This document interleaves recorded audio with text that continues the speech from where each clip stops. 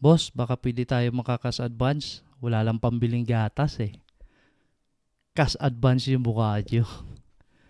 Panoorin niyo yung video na to hanggang dulo. Ibabahagi ko sa inyo kung ano yung dapat natin gawin sa mga empleyado natin hindi marunong mag-budget, walang disiplina sa pera nila, sa sweldo nila. Ah, i-share ko sa inyo kung ano yung mga natutunan or ginawa nating kalukuhan pagdating sa mga cash advance na yan, pagdating sa empleyado natin. Ako nga pala si John Ray Gumahad. Meron na tayong 9 years na experience pagdating sa printing business. Ito kwento dyan. Yung mga unang-unang empleyado kong mga hire, meron yung mga pamilya, meron silang anak. Yun nga, uh, dahil nga mabait tayo, gusto natin yung empleyado natin ay makafocus sa kanilang trabaho na wala na silang ibang iisipin ah, para magawa nila ng maayos yung mga trabaho nila. So, ngayon, ito kasi yun, yung tao ko na yun before, mahilig talaga siya mag-advance at dinadahilan niya lagi yung anak niya, walang pambili diaper, walang gatas. So, siyempre tayo, yun nga, dahil sa ayaw nating mag-isip o magkaroon pa ng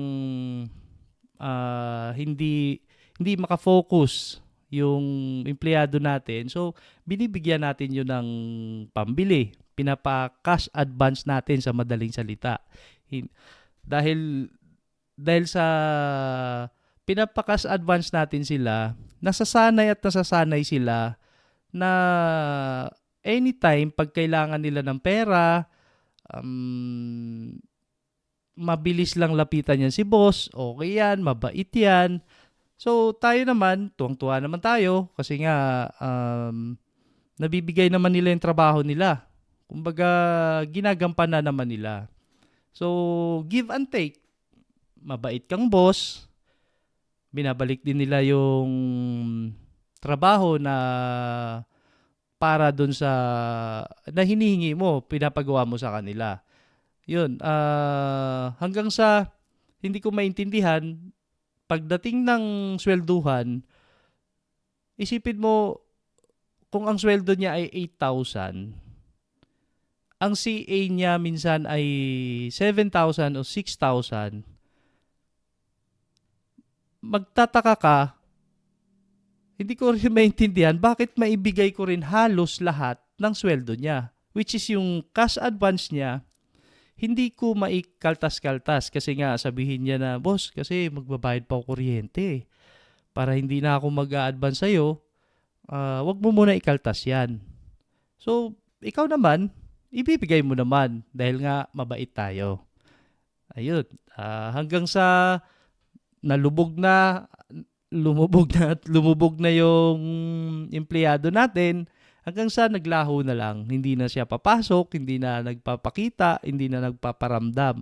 Kasi ka, kahit sino naman, magtatrabaho pa ba ako? Eh wala naman na akong kukuning sweldo dyan, di ba? Kumbaga, do ako alipin, papasok na lang, wala namang suswelduhin. Kasi minsan dumadating na din, dahil sa sobrang bait natin, dumadating din sa point na kailangan natin maging strict. Kailangan natin i-implement yung mga gusto natin ipa-implement na bigla-bigla. Dahil nga nakaramdam na tayo ng pagkalugi, hindi na tayo, ano tawag nito, parang, ano na unfair. Kasi nga, malaki na yung ina-advance nila, hindi na nila nagagampanan yung trabaho.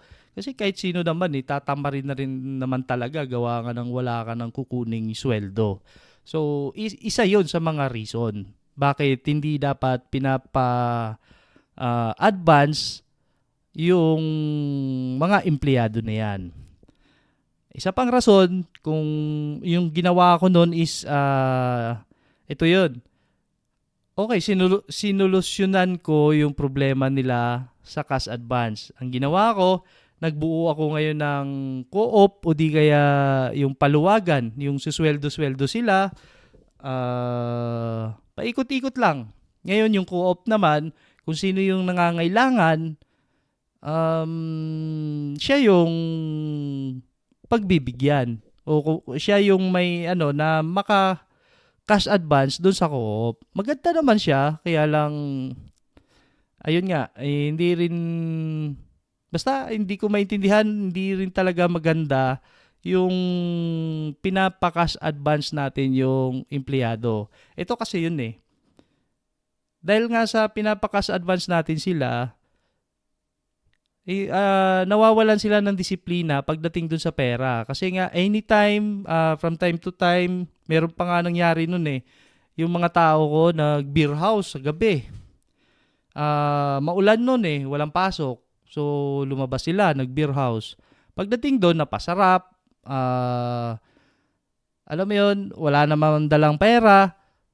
E di, sa madaling salita, nasangla yung cellphone. Hindi sila makauwi kasi nga wala sila pambayad. So tayo, dahil mabait tayo, di tinubos natin yung mga cellphone nila, yung iniwanan nila doon. Ay nagtaka lang din ako nung umaga bakit hindi nakapag-update yung tao ko na yun.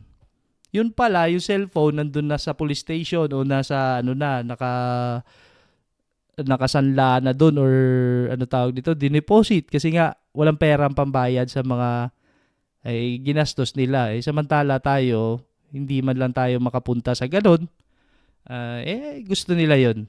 So, ayun, dahil doon sa mga kalukuhang ginagawa natin doon, ito pa isa, di nag-declare ako ng bawal na ang cash advance. Pero, bawal ang cash advance sa company, pero pwede kayong umutang sa akin. Di ba? Kalukuhan. Kasi nga, nandun sa stage tayo na mabait. Gusto natin, ayaw naman natin na mamumroblema yung mga empleyado natin. So, binibigyan natin sila ng option or solusyon dun sa mga problema nila. Bawal mag-cash advance sa company, pero pwede umutang sa akin. So, yun yung nangyari. Ang resulta nun, ganun din. Tagiwa-hiwalay din kami dahil nga tamad ako maglista ng utang. Pinapautang ko sila. Pero, hindi ko naman nalilista o di kaya, ano tawag nito, may limit lang tapos hindi na sila makautang ulit. So, wala rin. Kumbaga, yun yung nangyari. Parang dinahandahan ko pa na tinatanggal yung cash advance kasi nga nasanay ako nung umpisa na kailangan natin sila suportahan, kailangan natin tulungan para naman magkaroon sila ng peace of mind at magkaroon ng focus sa trabaho nila. Pero kalukuhan yun. Walang ganun. Kahit sabihin mong idublehin mo pa sweldo niya kung kalukuhan, maloko talaga yung empleyado mo na yan, loko-loko talaga yan. So, para sa mga negosyante na mga entrepreneur na nag-iisip o nahihirapan, disiplinahin yung mga tao nila, tanggalin niyo yung cash advance. Magkaroon kayo ng cut-off, isang solusyon din yan para hindi kayo layasan or iwanan. Ito kasi yun. Pagdating ng swelduhan, yung cut-off date, 15 katapusan, doon ako magkukompute ng payroll ko on the payday. So wala akong cut-off. So pagbigay ko ng sweldo, pag masama na yung loob sa akin ng tao, pagbigay mo ng sweldo, may CA pa, hindi mo pa nabawas, sabay, sige boss, salamat, sabay alis na. Next day, hindi na papasok. So, yun yung nangyayari. Kaya na-implement ko yung cut-off talaga. Hanggang ngayon, meron pa rin mga empleyado o mga aplikante na interview namin na gusto nila may CA, gusto nila may walang cut-off, lingguhan, yung mga ganon. So, wag tayo manghinayang sa mga ganong empleyado.